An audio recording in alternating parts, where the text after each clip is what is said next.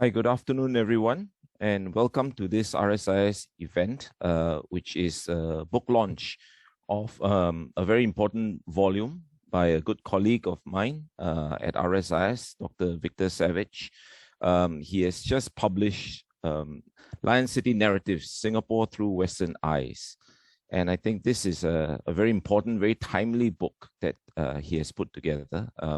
And he put it together by really going through a vast array of resources, condensing them and putting them into a very effective frame that is going to be, of course, elaborated on by Dr. Savage himself in the course of a presentation, as well as by two commentators who I will introduce shortly. Now, Dr. Victor Savage is as Adjunct Senior Fellow at the Rajaratnam School of International Studies at NTU, Nanyang Technological University. And before that, he was, for many years, a professor at the National University of Singapore in the Geography Department in Southeast Asian Studies. And if I may say so, very much considered one of the doyens of local Southeast Asian studies, the emergent field as represented by scholars from Singapore. And many of us who have come after look up to him in terms of his contributions and have really taken our dressing from him.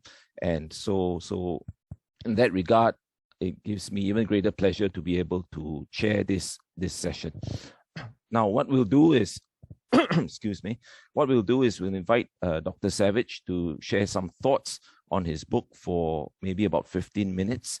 And then, like I said earlier, we have two commentators. The first will be Professor Lily Kong, no stranger to all of us. She is, of course, president at the Singapore Management University, SMU, but very much an accomplished and renowned geographer herself.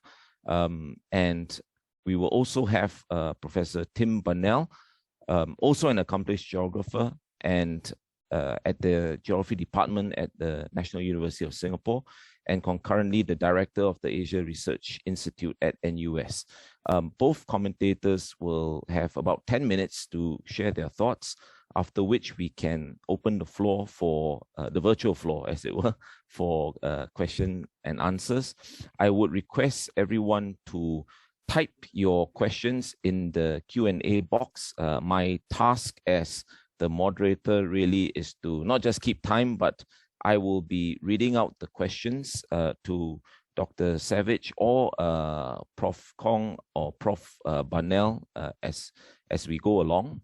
So feel free to direct your questions, not just to the author, but also to the discussants, should you desire to do so. Okay, so without further ado, it gives me great pleasure to pass the floor over to Dr. Victor Savage to take us through this very important book that he has just published. Victor, please, the floor is yours. Thank you very much, Joseph. And good afternoon to everybody, colleagues and friends and the rest of you out there at the public, the virtual public, as it were. Since we have a short time available, I thought I'd just concentrate on three main points in my presentation. And I don't think I can cover everything. So I just the things that I think are pertinent with regards to the book. So the first point I'd like to make is about the personal relationship to this book. And I have two basically issues. I felt I wanted to write a book in Singapore because I'm a Singaporean. I'm born here and lived here most of my life. And I wanted to leave something behind as a Singaporean, you know, the personal experiences and all that I've had in this country. So, you know, for people of my age group, we've lived through a very significant and turbulent period. And I'm sure there are many, many stories that you have as well about Singapore. The second, obviously, is that I shared my experiences with many people, and I dedicated this book to all my friends, you know, colleagues and neighbors and classmates and varsity friends, etc. Because they shared with me the journey through life as Singaporeans, and many of them I feel lived through the colonial period, as it were. So they shared a lot of the different sort of stories and events that they undertook at that time. The first thing I like to say about this personal thing is the whole issue of the colonial experience. I'm a product, obviously, of three educational and political systems, meaning that I went through the colonial system, I went through the Malaysian system, and then I went through the independent system of Singapore. So for 7 years of my life, I sang God Save the Queen, you know, and then after that, the Negaraku, and then after that, Majulah Singapura. So I think like many people of my generation, we would have experienced colonialism firsthand. And so, you know, we had to do a lot of things that were based on the colonial educational system, like our geography and our history and our English literature were all part of the colonial education system. The second aspect, I guess, is that this is a perspective that's coming from one side of the colonial experience. It's from the white population, from all the Westerners that were in Singapore. And obviously, we do not have very much about how the native population reacted to it. As many people say,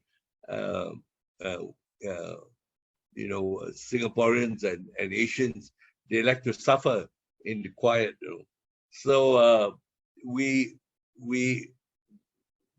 my book really gives one side of the perspective, and it doesn't provide an alternative perspective. But at different points of time in the book, I do sort of integrate some of the local views on this. The next point I want to make of my personal experience is the war years. That you will find that there are very few Western impressions of the war years because of most of the Westerners were either imprisoned in Changi or on the dead railway in Thailand, or many of them were evacuated to India. So they didn't have actually first-hand experiences of what happened during the war years. But neither were there, you know, locals who talked about this. I got a lot of the news of the war years to my parents. Both my father and mother lived through the war years as adults. So they got a first-hand view of the war years. And in fact, Mary Turnbull, the great Singaporean historian, I invited her over to my house for dinner one day because she was wanting to interview my father, actually, but he had passed away. And so I got her to interview my mother to get a first-hand account of the war years, of how locals had to go through it. And we had a very long 3-hour discussion on all sorts of things concerning Singapore. And so we had a very pleasant experience there. The second, the other thing I want to say is that the post-World War years, the fight for independence, they were very traumatic years. I remember I was a young student, you know, and I had to go to my school in Kampong Baru. And then in 1955, there was a big Hockney bus riot. And so I had to take lorries to get to school, you know. And it was a very traumatic experience, you know. In a period, obviously, from 59 onwards, a lot of Armenians and Jews and Peranakans and Eurasians all migrated out of Singapore. The Jews, many of them left and went to Australia, to Melbourne, actually. Many of the Jew officers and businesses were on Stanford Road, but you don't have any more of them there, you know, jewelers, etc.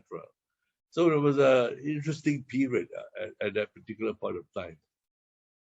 The other point is that in the personal experience that I list, you know, I had actually experienced all the places that I put down, you know, Robinson's and John Little's and Wide Awake, you know, Bugis Street, and all these places that were well patronized by expatriates, the Segole dead houses.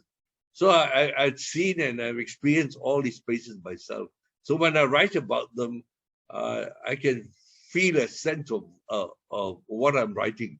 They were not airy-fairy and things out there in the virtual space, but they were things that I had actually experienced myself. So there was a very strong feeling myself of these things.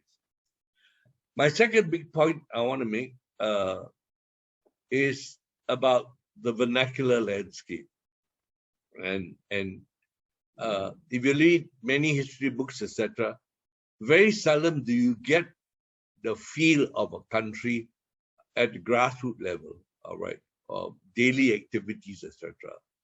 The first historian to bring this across was the French historian Ferdinand Boudel, who wrote his particular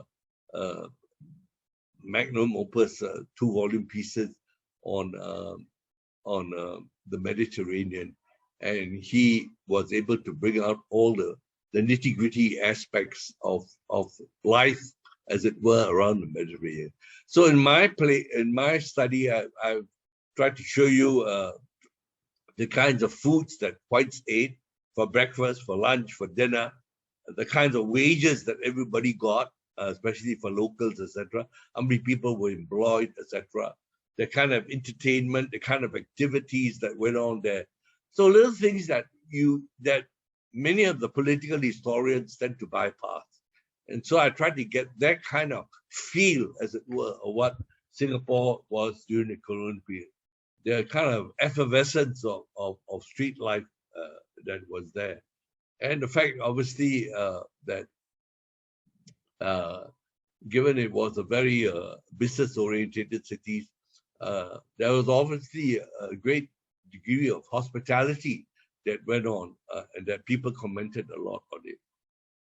The other thing about the vernacular landscape, which was something that J.B. Jackson talked about, is the idea of the daily, the everyday kind of activities. You know, it's time at a micro level, as it were. And one of the things that happened that made Singapore unique in the sense of that Raffles laid down a city plan in 1822 that bifurcated Singapore into two parts. So there were two towns actually in Singapore: the European town north of the Singapore River and the Asian town south of the Singapore, which included Chinatown. And because of that, you had two different kinds of activities going on. You know, you had palatial houses in the north side of the Singapore River, and there's only one of those houses left, the house that the great George Coleman built in 1840, which was the old Parliament House, and now it's a sort of a small art house and museum there. And that was the size of the kinds of houses that were built on the north side of the Singapore River. Well, in the south side, you find that everybody was living in those crammed hovels, the shop houses of Singapore, much of which is still there in Chinatown in various parts of Singapore. And so you get a very good flavor of two different things. So you have, the north side were all the Christian churches, Church of England, Roman Catholic, Presbyterian, Wesleyan, the whole lot. You know, when you don't find them in the south side. In the south side, you have all the Chinese temples, Indian temples, the Malay mosque, etc. You know, and even the Jewish synagogue, because they were classified as Asians, whereas the Armenians were found on the north side of the Singapore River. So it was a two-tier society that happened, and there were two areas that were bastions of white culture: the Singapore Cricket Club and the Tanglin Club, which was exclusively reserved for whites right up to the 1960s. So it was a very different thing. The other aspect of the quotidian relationship is the fact that Singapore turned into a Point Lepui for the British. It was a major military bastion that served the British power. Don't forget, the British were the 19th century superpower in the world at that time. And so Singapore had a very good nursemaid that they could turn to, who looked after Singapore in a way, because we were lucky in the sense that at the height of British power, Singapore was born and developed, as it were. So it was a different kind of era that you find. And the question here, obviously, is that you know, how did Singapore develop? It was not just an issue of the British developing the place, but its policies that helped it. As the great historian Abulonga talks about, we can't talk about rise and fall of empires and civilizations, but we can talk about the kinds of fortunes and issues that empires and states go through due to an evolving international environment, not just a domestic environment. And that's how Singapore functioned. This cosmopolitan population, this whole issue of the environment around it in China and India and Southeast Asia, and then further afield, Europe. And that's how it developed. The third point I want to make, the third major point I want to make, is about a geographical concept called possibilism, which the French geographers developed to a great extent. And this is the idea that, whatever is developed, or not developed, is a product of human ability or a non-ability. So even if Singapore has the best location in the world, if its rulers did not take advantage of it, it could never develop. So at the end of the day, it was the particular important key to any development had to do with the rulers, the leaders of a country, of a place, and that was what this was trying to say.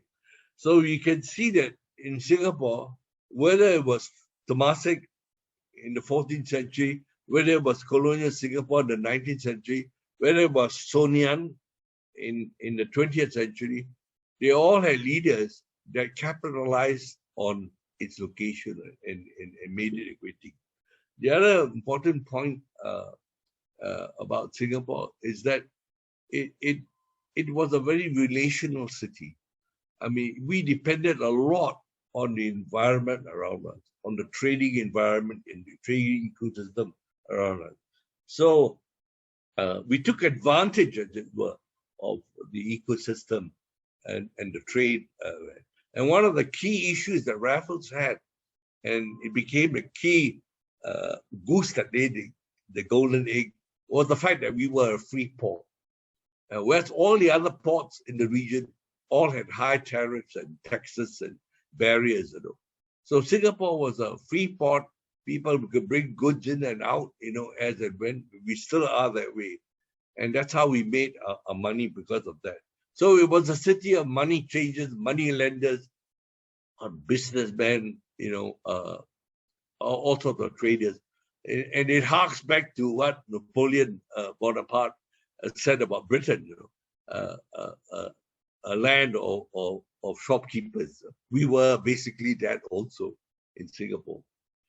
The other thing about French possibilism is that, to a large extent, the colonial administrators were basically the troubleshooters. So you had colonial administrators that were very good, percipient, far-sighted, and then there were times when we had colonial administrators that were conservative and poor. So the fortunes of Singapore sort of ebbed and flowed, over the centuries to a large extent.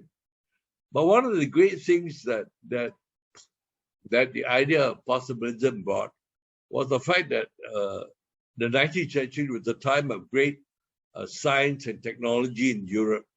And so Singapore inherited this diffusion of science and technology from Europe into Singapore. And so this was a place of tremendous innovation to a large extent. You can say that one of the things that we brought was the importance of the botanic gardens. In the 16th century, we had spices, and the Dutch were trying to, close, seed the spice Moluccas Island so that nobody could get in. In Singapore, it was the opposite. We had a guy by the name of Ridley, who was the superintendent of the botanic gardens, and he promoted rubber. Rubber was a turn of the century, 20th century, golden egg, really, and he promoted it not only in Singapore, but throughout the region. It was a big, it coincided with the Industrial Revolution, with transportation, where rubber was important. And nearly all the tauges in Singapore, in all the banks, the UOB, the OUB, the OCBC, all became millionaires, as a result of the rubber trade. Not grown in Singapore per se, but grown in Malaya and in Indonesia. So we became very important in that sense. The other aspect of possibilism was the way Raffles promoted education. He was ahead of his time, ahead of what the French had called later Mission Civilisatis, and Raffles had this foresight that education was very important, not as an end in itself, but but a means to commerce, to trade, to culture, to everything. And so he started the institution, what is now known as Raffles Institution, and education became a cornerstone for Raffles, and through it, Western education was brought into Singapore in a big way, as it were. So that's my whole 3 points that I want to make for this book. I know Tim and Lily will have lots more to say, or whatever it is, and I welcome their views, so that will help me to consolidate other views. But before I go, I'd like to thank my EDC, Ambassador Ong Keng Yong, for supporting me on this project. I'd like to thank our 2 very important people for making this book launch, the virtual book launch, possible, Scott Lai and Andrew Ng. And I'd like to thank our 3 panelists here, Professor Joseph Lau, Lily Kong, and Tim Mana. And most of all, I'd like to thank all of you for listening in, and welcome you to have questions that we can get involved in the dialogue. Thank you very much. Thank you, Victor, and indeed, thank you for that personal touch that you brought to the book, which I think adds to the richness of the material for sure. Let me pass the floor now to Lily, Professor Lily Kong from SMU. The floor is yours, Lily. Thank you, Joseph, and very good afternoon to everyone. I'm delighted to be able to attend this book launch virtually. Perhaps many of you will not know that Victor was my first lecturer at the geography department at NUS when I was a first-year student, and it was him who, sort of in his own way, enthused me in geography. And it is the reason why I chose to continue in geography rather than the other 2 disciplines, which I was also studying at that point in time. So I really want to congratulate Victor on the publication of the book. I don't know how long he's taken to write it, but knowing him, he would have been collecting material for it for a very long time. I certainly remember that when I was a PhD student in London and Victor had come to London on his sabbatical, he was going daily to the British Library and British Museum, and he would, write copious notes and bring them back to the residence where we were both staying. And I would learn about, what he has been reading, accessing during the course of the day. Of course, what we see today is the product of assessing and analyzing a lot of text, but I know that he was also looking at maps at that point in time. So I won't be surprised if some of the material in the book has been collected over time and studied and ruminated over a long period of time. And you can see the outcomes of that in this volume.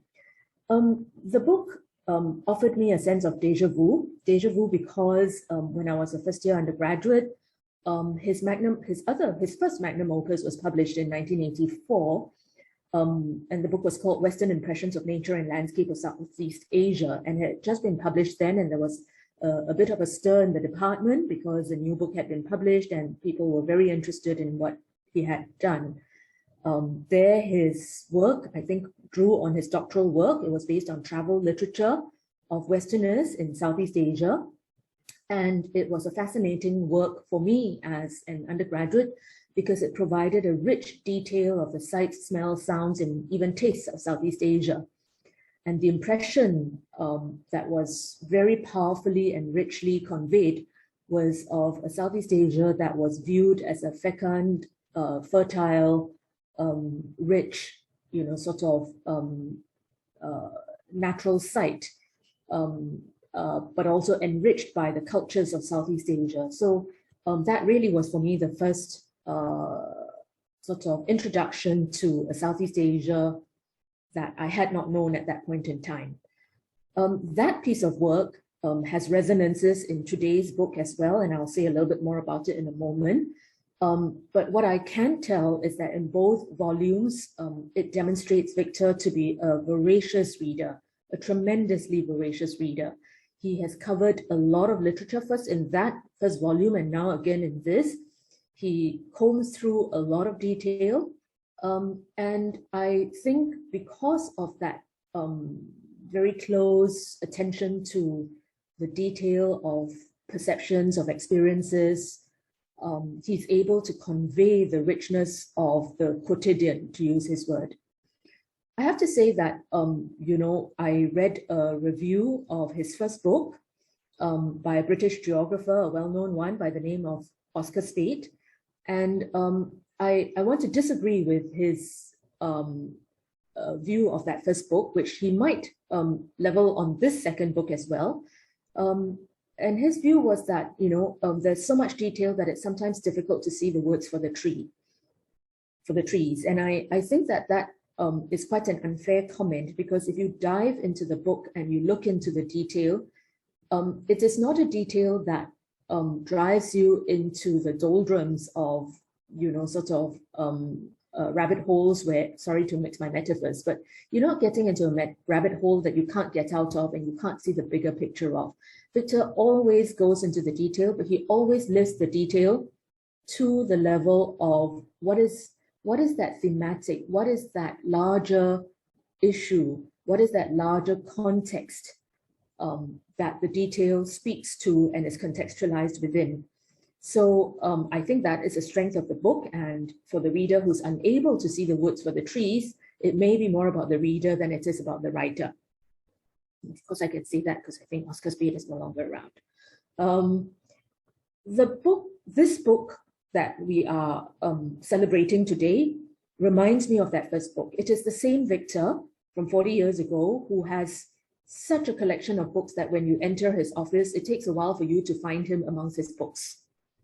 It also, by the way, takes you a while to find him amongst the ants in his office.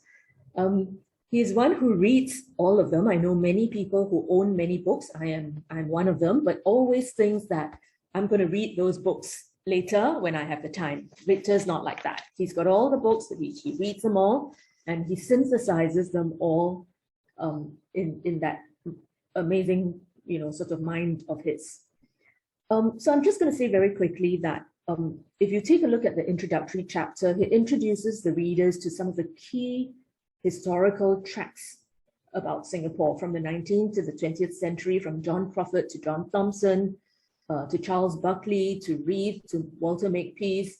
For those who are not familiar with the key works on Singapore written in the 19th and early 20th century, he's got them all there. And in that sense, it's a marvelous resource for a beginning student. Just go to that first chapter and you will be introduced to all of it. But he doesn't stop there in the early 20th century, right down to the late 20th century and the early 21st century. He introduces the key works there, from Singapore Re-Engineering Success to Management of Success, first volume, second volume, and so forth. So in that first chapter, what you will find is a tour de force, and you can be assured that Victor has read them all cover to cover.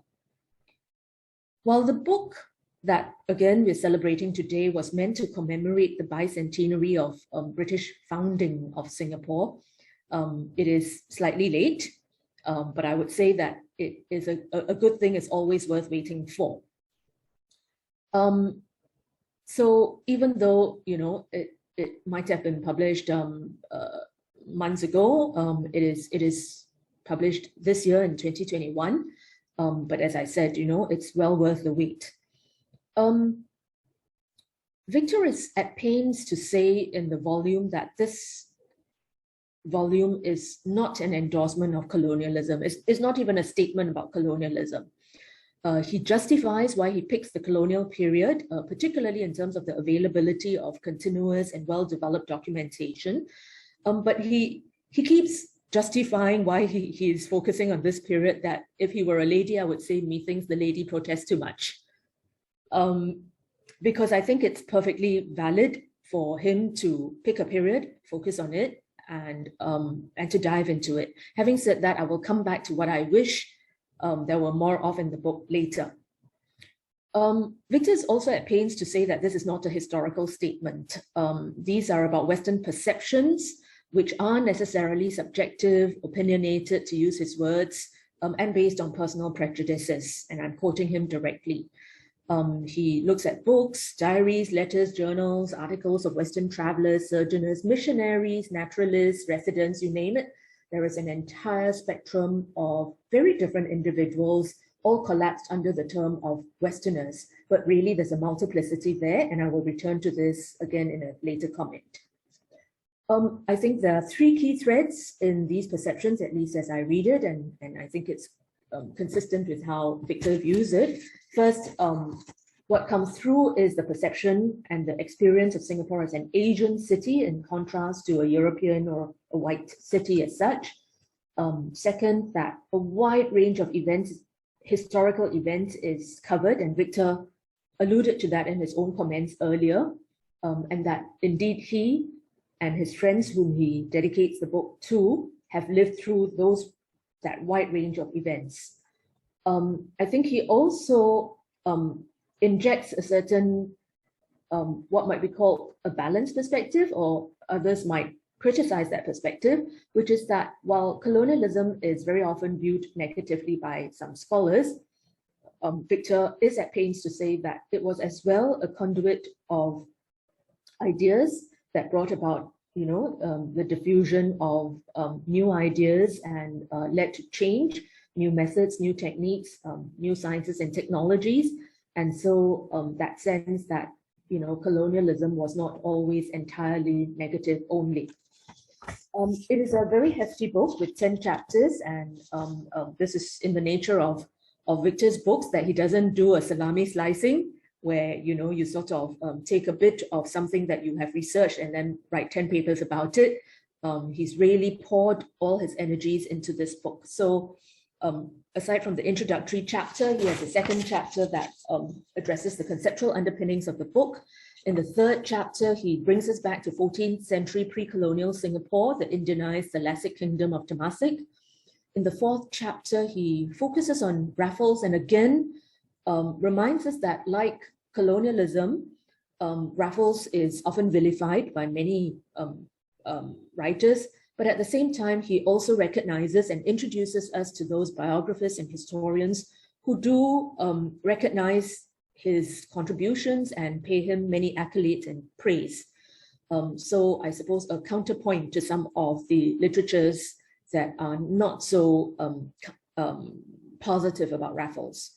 Chapter 5 is a chapter that focuses on tropical nature and agricultural landscapes. Chapter 6 turns to the urban side of things and addresses the urban morphology, but also very importantly, as Victor said earlier in his own commentary, the quotidian experiences in an urban setting at that point in time, the kinds of vernacular landscapes that characterize Singapore. In chapter 7, he takes this to a crescendo, if you will, where he talks about the imageable Singapore. And I smiled at the concept because it was a concept that he taught us in Geography 101 when I was a student, by Kevin Lynch, who talked about imageability in his classic work in 1960. And the idea there is, what is that distinctive character that sets apart Singapore, that remains indelible in our minds, or in the minds of the Westerners in the case of this book, after they stepped away. Chapter 8 turns to, the people, and talks about the Asian city and its diversities, but also in terms of something about the gender, and that's something that I want to return to in my commentary later. Chapter 9, and I'm nearing the end, so please bear with me. Chapter 9 deals with the geopolitics of the region. So, sort of coming from the landscape, the physical environment landscape, to in its naturalness, the tropical nature, to the constructed landscape in the urban morphology and the imageability, to the people in terms of the denizens of the city. He brings us back out again and steps away to take a macro perspective of geopolitics, and discusses decolonization, Cold War, and the challenges and divergences between a Chinese-speaking and an English-educated population in Singapore. And then chapter 10 concludes on various themes that he highlights. So that, I think, is a broad sweep of what his book covers. I'd like to sort of make some observational remarks. The first is that Victor, through this book, displays a commitment to an approach that he is well familiar with and an expert at from his PhD days, that might be described as content analysis. As I've said already, he reads widely and voraciously. He's attentive to the descriptive detail in the books, as well as the observational commentary in the works that he studies. I would say also that the ordering of the chapters in this book also adopts a very familiar approach in I suppose, standard geography texts from our earlier years, that reflects a certain French school of geography that had become widely known in the late 19th and the first half of the 20th centuries. And I really resonated with what Victor was saying about possibilism earlier, because when I went through the book, that was the one thing that struck me again and again. In that French school of geography, the task of geography then was seen to be the study of human-nature relationships, focusing on the influence of the geographic environment on the various forms of human activity, but also the ingenuity of humanity in taking advantage of the possibilities offered by the environment to create cultural landscapes in various forms. So in particular, the implied influence of nature and environment on the historical and socio-economic development of peoples and cultures is evident in the book, in the structuring of the chapters, but it's also the ways in which human ingenuity finds possibilities amidst constraints that shines through, particularly in the second half of the book.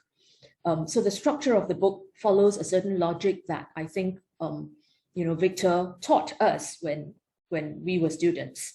So in this sense, I think Victor remains true to the geographic possibilism that French geographers like Paul Vidal de la Plage had promulgated. Now, let me turn to another point, and then I will end, and it's quite an extended point. I've alluded to the protestations that Victor made about how, this is not about colonialism, it's not a commentary, it's not an endorsement nor a vilification of colonialism. But the fact that the book has a near total reliance on colonial literatures and perspectives is real. And I understand very much that this is the focus of the book, but I could not help in the process of reading to think about, what would it have been like if there was more about countervailing voices, the countervailing voices that sometimes do creep into the book, as Victor acknowledged earlier. But I kept asking myself, well, on this particular front, whether it's urban morphology or tropical environment, etc., Whichever front it is, I could not help but ask, how did the migrants from Asian countries view Singapore? Because even while Victor alludes to natives, we mustn't forget that actually many of the much of the population of Singapore for much of Singapore's modern history were actually not natives here. They were migrants, very often from other Asian countries. Now, how did they encounter Singapore? Remembering that the Singapore of today is the product of multiple flows of people, not just from the colonizing West, but also from myriad Asian hearts. How would one go about doing that research and analysis, given the, perhaps less structured documentation that might have taken place? But even so, my last statement might not be entirely true, because of course there are clan associations and so forth where there's material that one could access. So, using a combination of primary and secondary sources, what would that Singapore have looked like through different eyes? What can be said about Singapore through the ages, through these different eyes? What divergences and convergences might there have been? What dissonant and convergent narratives might have emerged, and why? But even if we didn't go there, even if we stuck with the broad swath of colonial literature, what nuances and multiplicities were evident in the perceptions of the administrative elite, the business class, the multiple cultures and histories of the Western nations, because Western, of course, is a very big catch-all category. What about the women, whether they were intrepid travelers or captured and captive trailing spouses? What were their encounters with Singapore? So even if we focus on Western eyes, there is this multiplicity that is sometimes there in the book, and every now and again, at various junctures, I asked myself, I wondered what these other eyes would have perceived.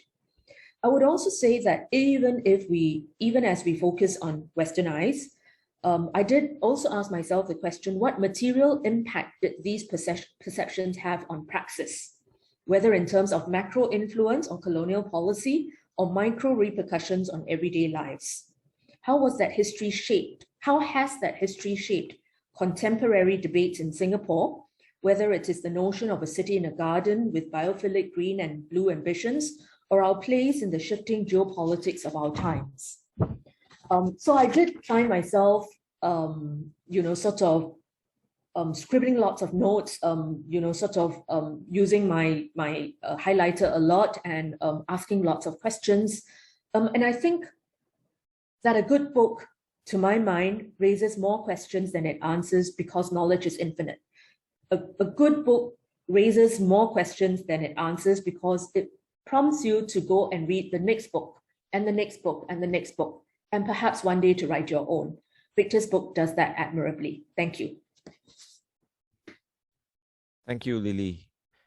Can I pass the floor over now to Tim for your comments and thoughts? Yes, thank you, Joseph. Good afternoon, everyone. And first of all, congratulations, Victor, on the very significant achievement, which is this book. I'm going to hold up my copy now to prove it. I've got it and I read it. I did like Lily and enjoy reading it, and I learned a great deal from it. You only have to look at the back cover to see that the book has already garnered a good deal of praise from Tommy Koh, Wang Gungwu, Edwin Dumbu, and obviously I can't compete with those kinds of heavyweights. But what I can do, and will try to do in the 10 minutes or so that are allocated to me, is I think partly in the vein that that Lily has also offered, a personal engagement with the text, as someone whose training and experiences in some ways overlap with Victor's, but in other ways are rather different. On the one hand, we're both geographers. Within geography, Victor and I, and indeed Lily, identify at least partly as cultural geographers, and we are cultural geographers who value the historical rather than focusing only on contemporary people, places, and landscapes. On the other hand, Victor was trained at Berkeley, in a rather different tradition of cultural and regional geography to what I was initially exposed to as a student in Britain. A few years later, I was going to say a few decades, but a few years later.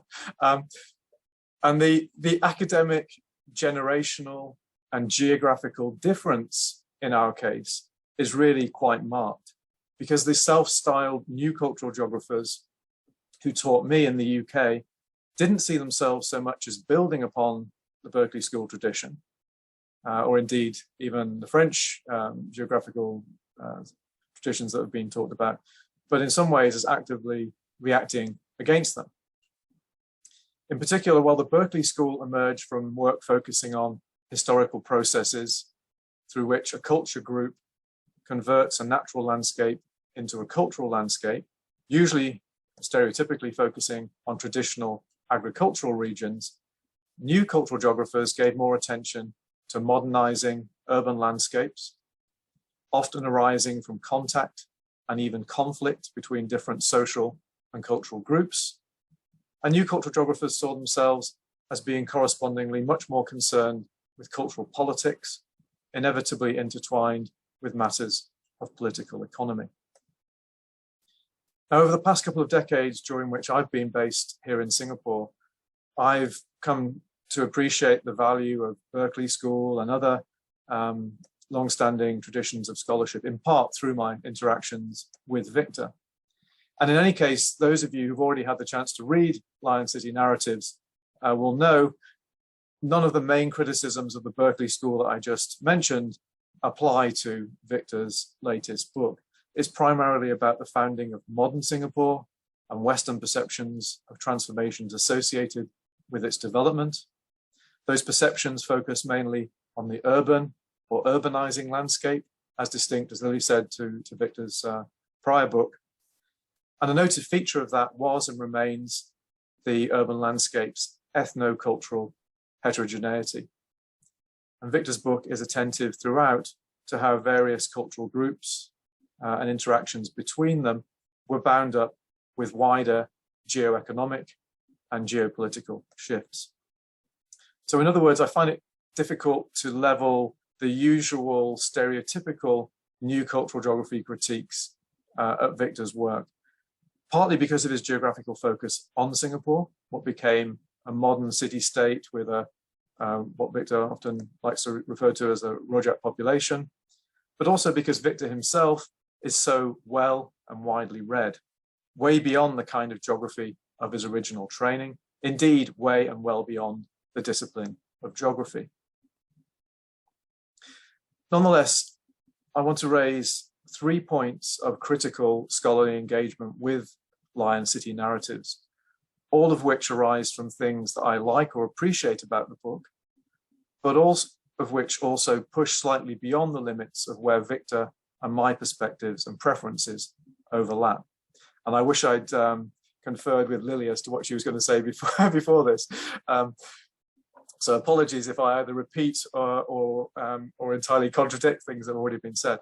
But my first point, or perhaps my first set of points, has to do with power, and more specifically with the power of representation. Lion City Narratives is about Westerners' perceptions of Singapore, and methodologically involved accessing those perceptions through a range of representations, mostly written textual sources. That's why Victor uses the term narratives, although he does also make reference to representations in other media, such as paintings, film, and maps, as Lily mentioned. The book collates and arranges a remarkable number and diversity of Western representations across, well, several centuries, although of course primarily during the periods of British colonial rule. And these, I think, are significant in their own right. They provide insights into changing landscapes of Singapore at particular moments, coming from members of a privileged group who had the time and capacity in many cases to record and represent their views and feelings. The book also reminds us that diverse representations reveal much about the individuals and groups who produce them.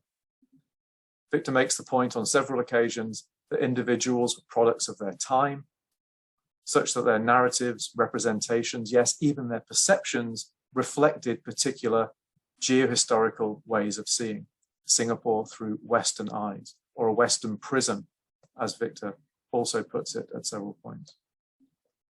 Again, I think this all makes for fascinating reading. But the related matter that also interests me, again, stereotypically given my new cultural geography training, concerns the effects of these representations, their impacts that Lily referred to too. Not so much what representations captured or what they said about their producers, but what they did. Some representations, of course, were very powerful when they formed part of official reports or policy documents, for example. Others were seemingly inconsequential, although as Victor's work does show, it wasn't always easy to tell which would be which. Travelers' repeated references to Singapore's cultural and demographic diversity, for example, became part of a wider meta-image of the Lion City as somewhere worth visiting or touring. And I think you can see kind of resonances of that even in tourism board marketing literature today. So yes, my own new cultural geography lenses meant that I read the text looking for more on the power of Lion City representations, even perhaps on theorization of representational effects and consequences. Now, I can imagine in reply, Victor might say that yes, someone has already written that more theoretical book. Edward Said's work on Orientalism is precisely about how Western encounters and representations sedimented over time into an Orientalist archive, which in turn came to shape Western ways of seeing. Victor does make considerable reference to Said, and Lion City Narratives is clearly theoretically informed.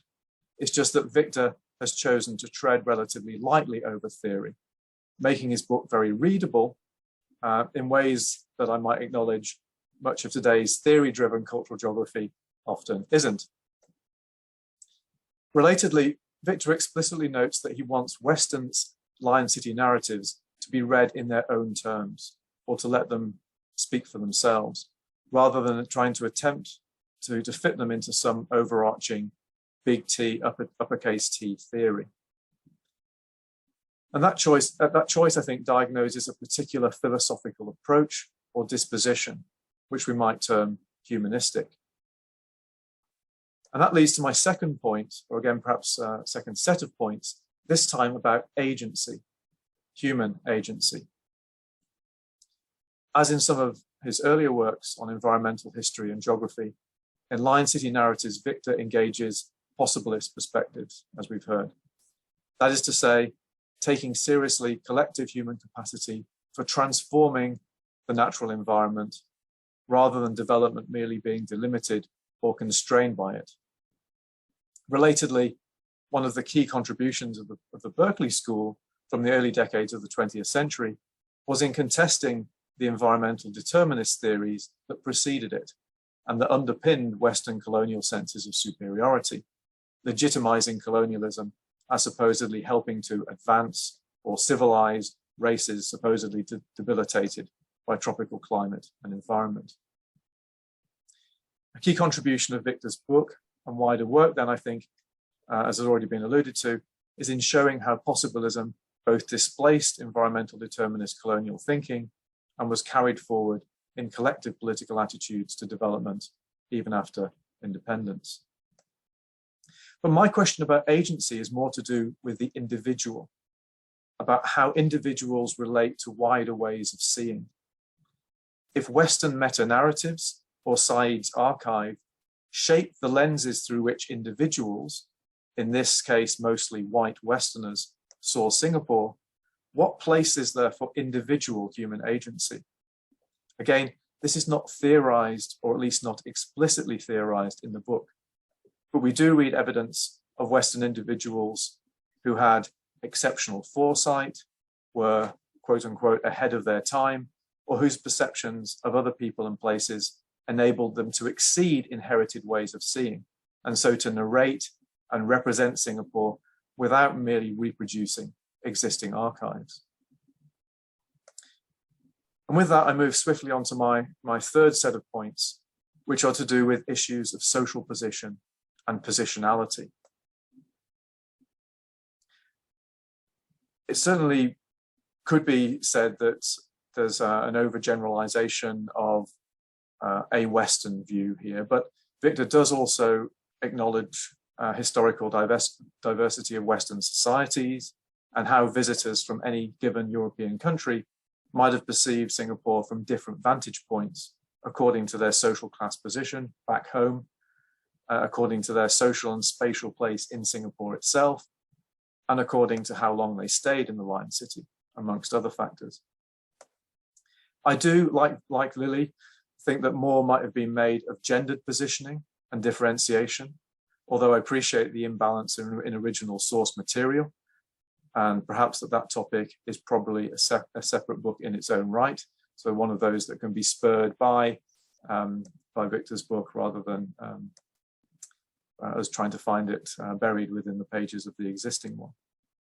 And I also, perhaps at this point should say, I echo also Lily's view about there being many occasions where I would have liked to have heard some counter views, counter perspectives and narratives. Although this is already a big book, it's working my biceps picking it up right now.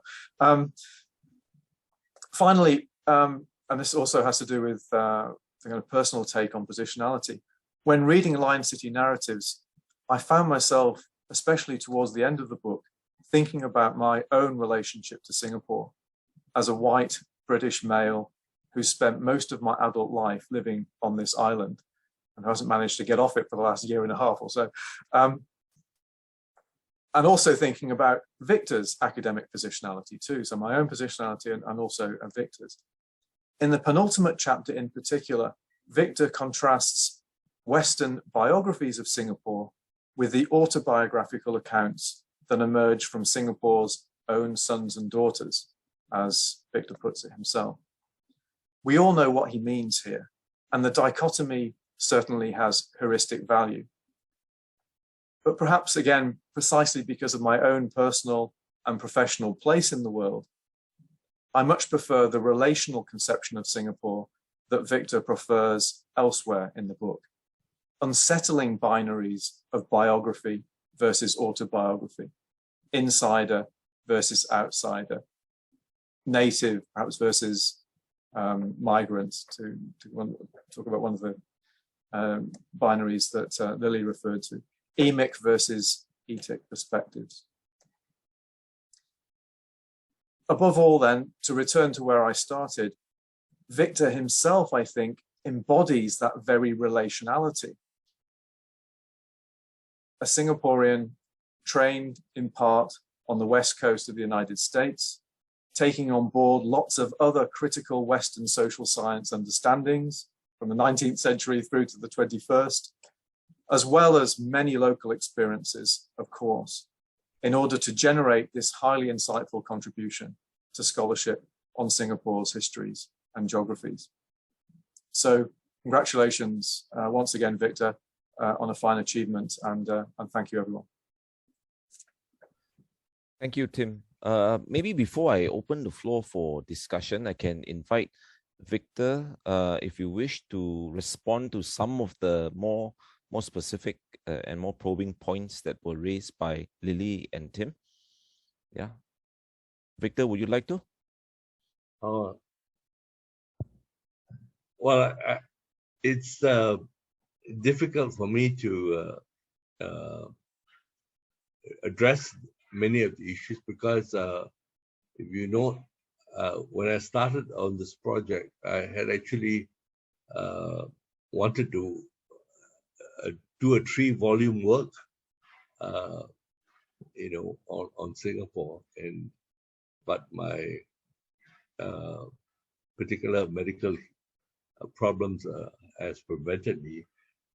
But I certainly left a lot of options open because I wanted to do the sequel of the book in terms of the impact that colonialism had on Singapore, and that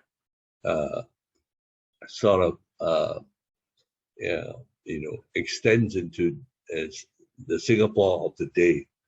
Singapore that is on its own trajectory. And I've left that thing very open-ended in a way. Many of the threads I've left, I didn't try to make a definitive statement because I thought that it will be a chance for me to address them when I look at modern day Singapore and what we have inherited from our colonial past and what we've inherited both in things that we should continue with or in things that we should discard, and how these things will or have affected our judgment call. Don't forget, all our first generation leaders were products of the colonial period. So they were brought up in the tradition of colonial social sciences, etc. And that was very much in my mind, because even in the way I chose things, I wanted to make sure that the book was anchored in the vocabulary and thinking of the 19th and first half of the 20th century. I didn't want to bring anything that was sort of out of context of that period, to give the flavor, as it were, of the Western experience of Singapore during that period.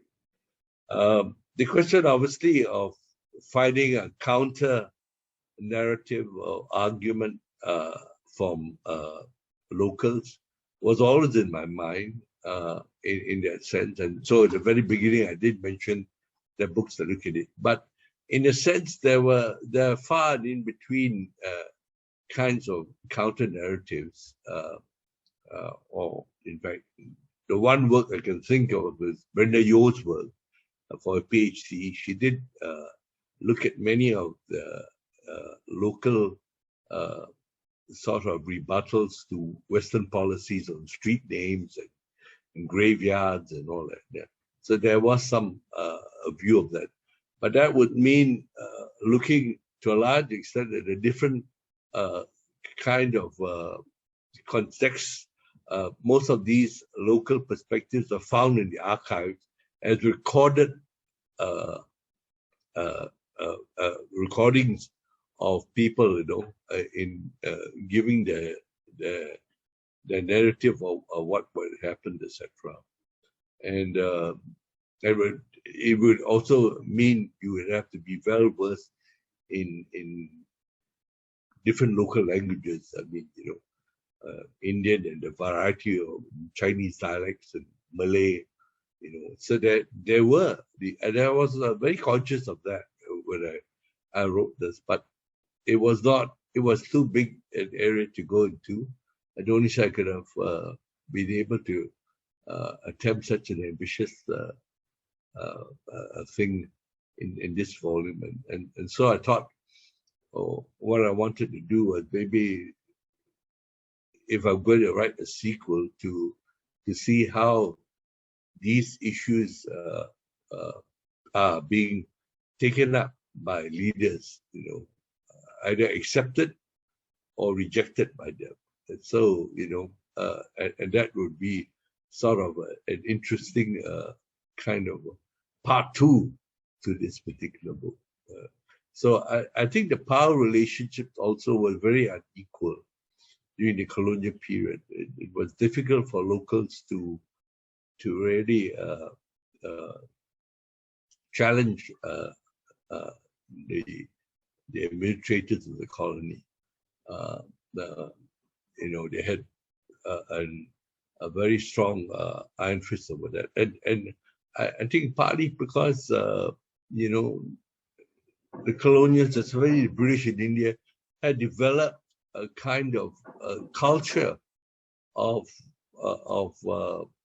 power relationships that I mentioned Corn a lot in the thing that he talked about in India, how the British administration had developed the culture of power over the native population. That was how they were able to suppress a native population and control them so well.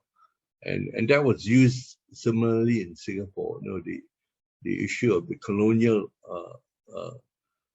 knowledge, as Kwon talks about, that whole idea of colonial knowledge that is being partly diffused by colonial administrators.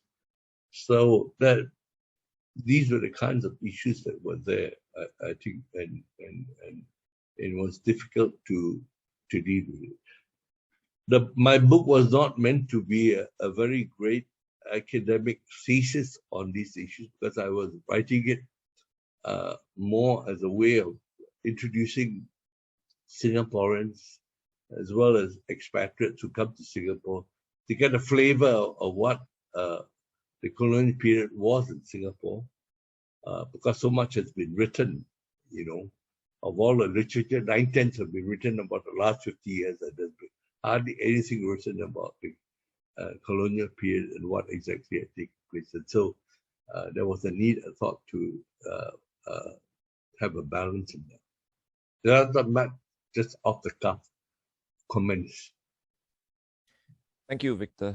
In fact, picking up on that last point that you just shared, there's a question, and I'm looking at the questions posed on the Q&A board now. There is a question about how you might describe colonialism as it evolved in Singapore to younger Singaporeans who may have a certain view of the term. So the questioner didn't specify what that certain view he or she has in mind, but in any case, how would you describe colonialism, I suppose, to younger Singaporeans? Well, I guess the best example of that would be to read Edward Said's work, because he makes a distinction between colonialism and imperialism. For Said, imperialism is the ideology, back in Europe of suppressing people. But colonialism is the enactment of that, is the operationalization, you could say, of imperialism. So that's the best way of saying that the people on the ground, basically were able to operationalize colonialism. And it was not always even on all sides, because different administrators have different ways of enacting the colonialism. Some were more romantic, and some were more,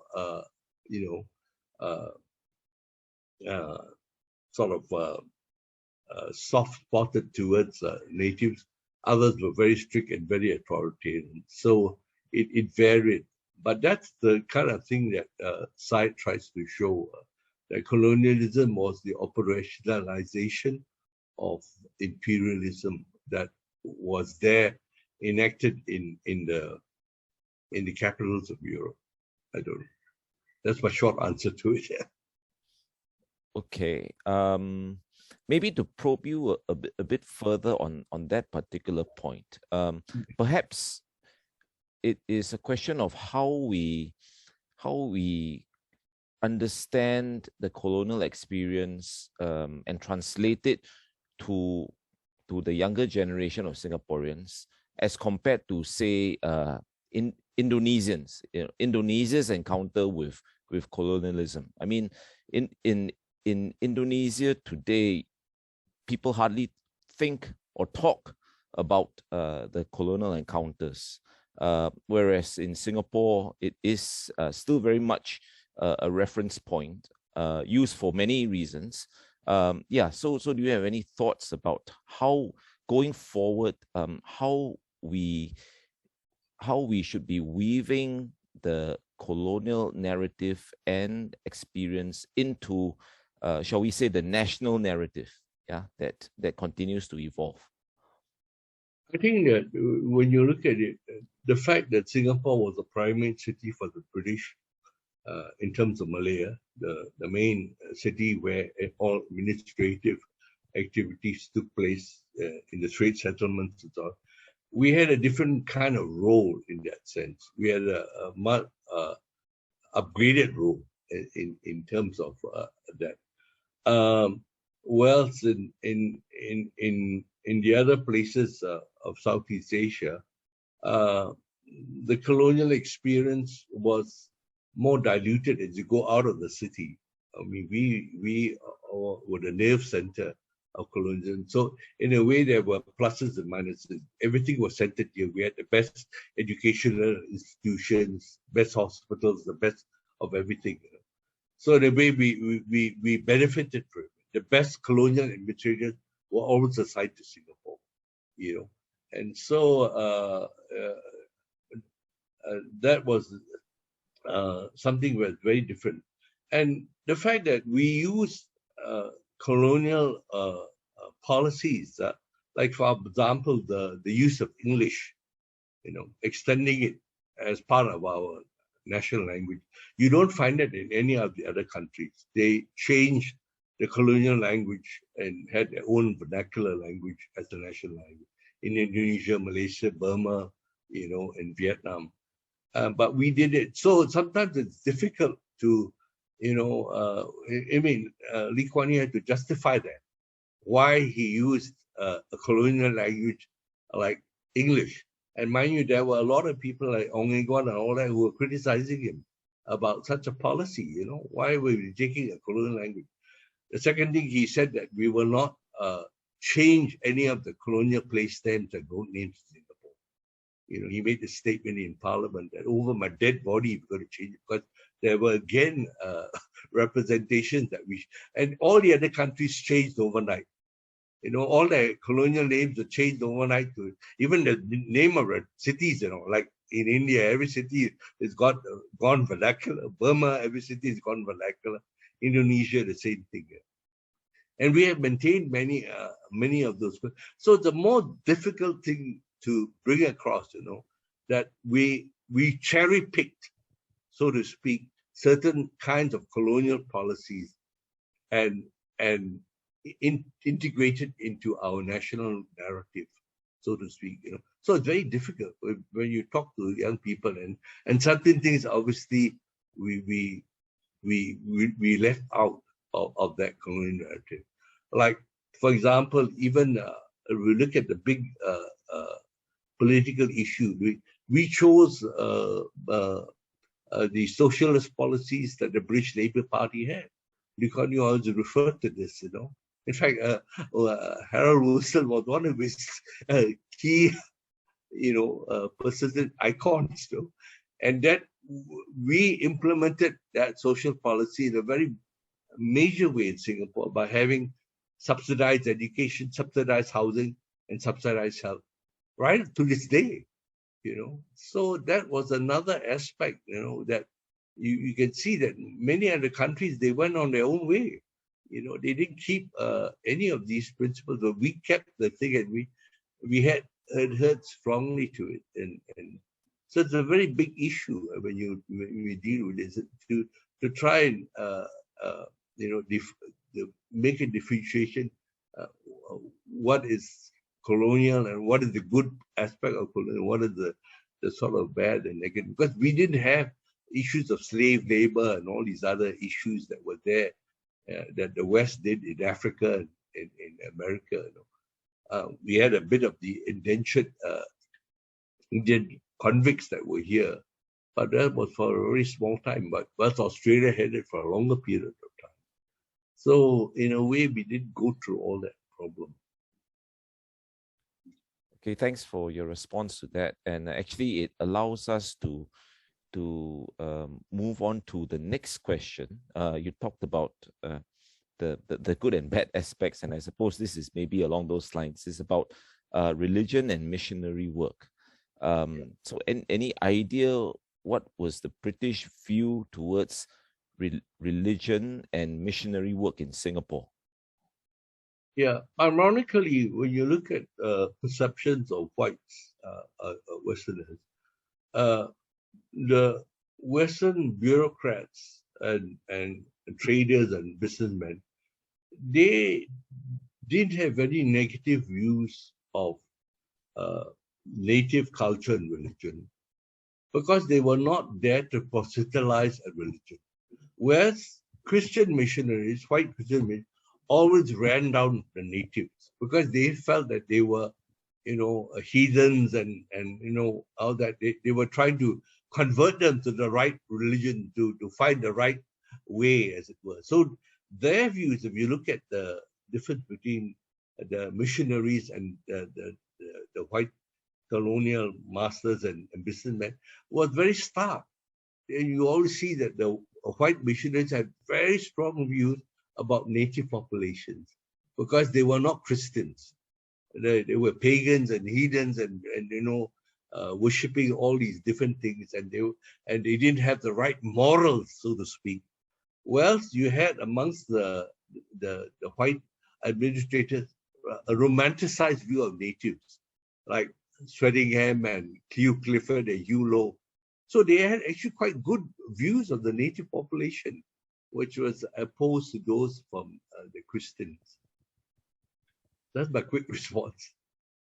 Okay, thanks for that. And a question here, inviting you to sort of cast your eyes forward, and it's regarding these perceptions, these perspectives that you talk about from the so-called West towards Singapore over that time frame. How do you see these perspectives changing? Have they changed over time, especially with regards to modern Singapore? Yeah, well, so that's the question. Okay. If you look at my introductory chapter, one of the other, I guess, threads that I suggested in my work. My work has different threads that I was following, and one of them was the temporal thread. So in my work, there are three temporal sort of variables that I use in my thing. One is the vernacular, which is the immediate, the quotidian, the everyday kind of thread that you have. And the second one is the cross-sectional thread in history, the whole 19th century, the whole 20th century, or a decade.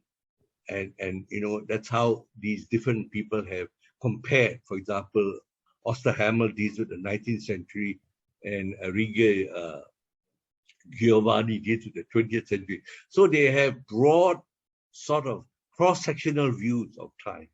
And the last thread, which Ferdinand Brudel uses, is the thread of the longue durée over centuries. So when you have to look at this extrapolation of time, as it were, in this thing, it's difficult because on one hand, there can be contradictions between the vernacular or the cross-sectional or the longue durée, because you're looking at different periods of time that are very different. So when we talk about now trying to look at the sort of longue durée, let's say, between the 19th century across to the 20th and the 21st century, the first thing we have to realize is that the actors are very different. The actors are very different. Their goals are very different, and the political representations, etc. And people also have different kinds of things. So it's not so easy to extrapolate and say, we can move in this direction, and in one way or other. And I've showed how historians, they have a great debate over whether history was cyclical or whether it was linear. For linear, then you talk about this trajectory, but some historians say, you can't predict this linear trajectory. It's more like cyclical.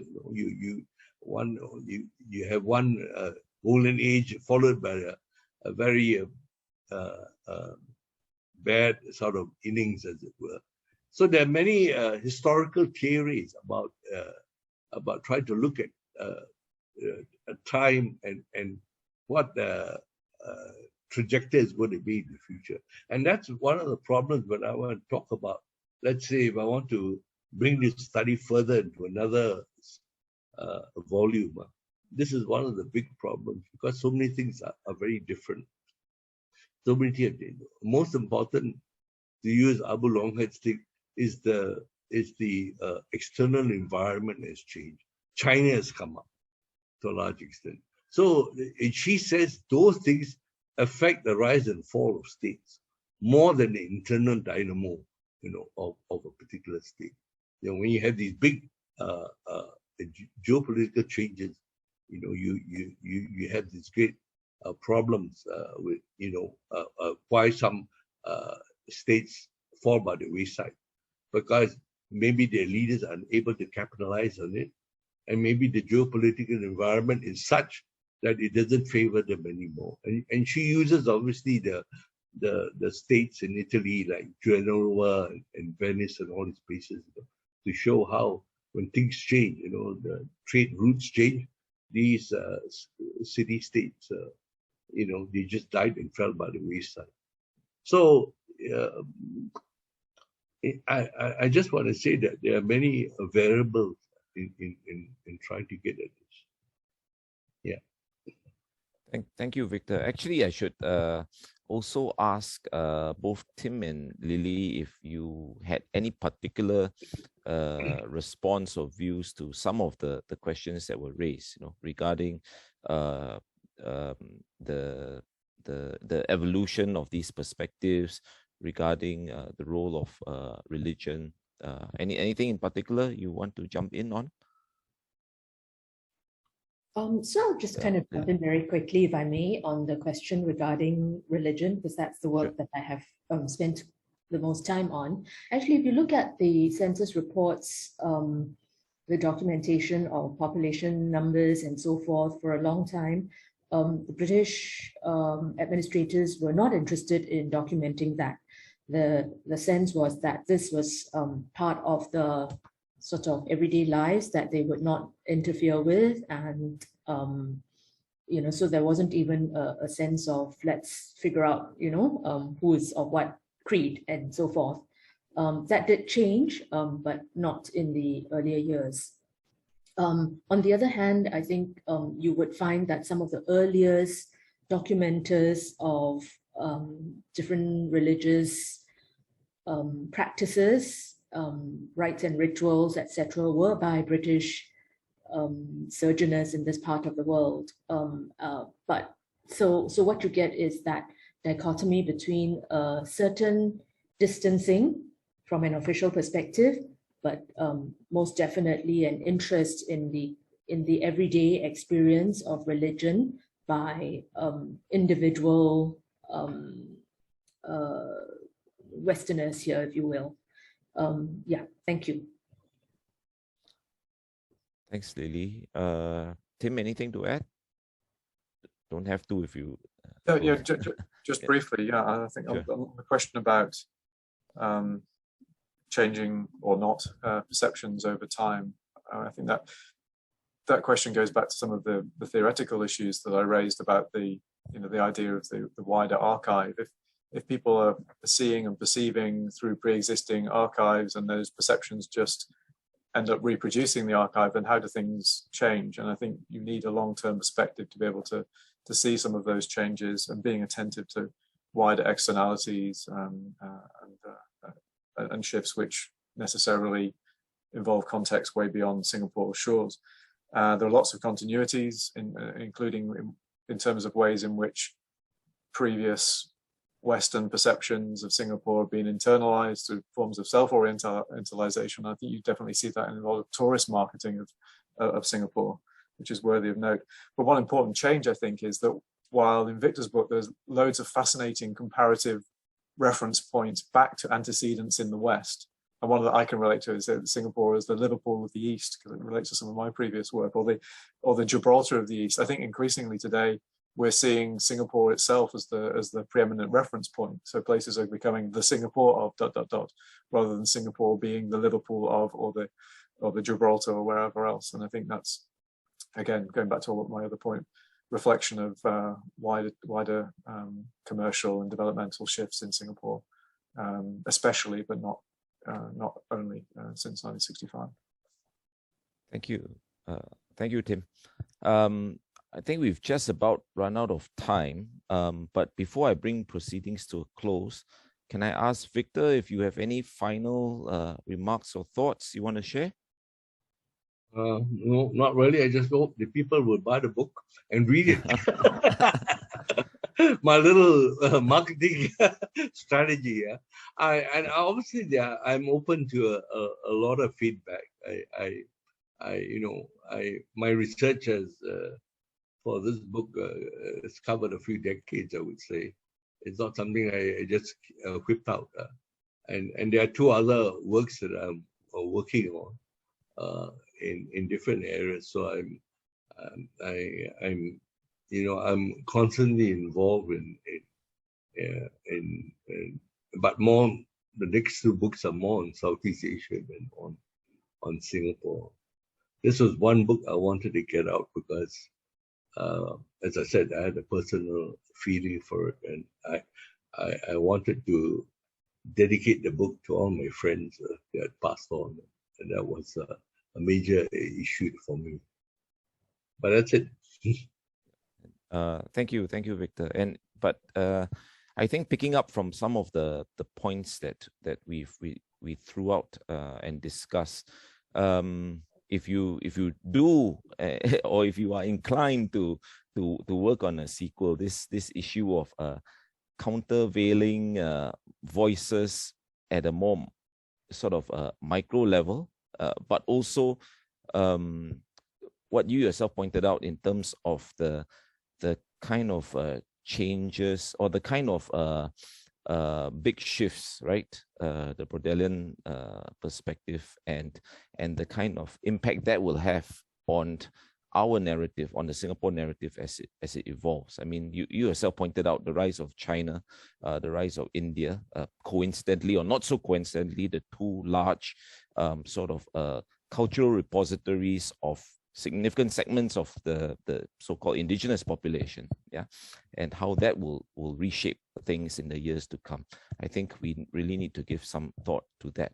But yes, that's the sequel, so something for you to think about.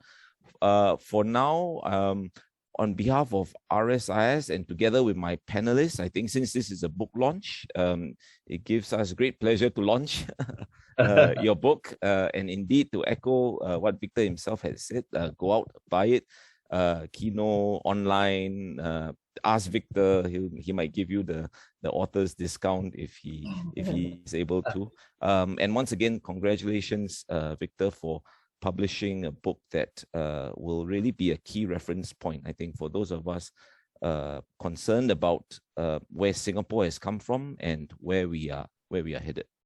So on that note, if you can join me with a virtual clap applause for Victor and of course the panelists, Tim and Lily, thank you so much for your very thoughtful reactions to this book.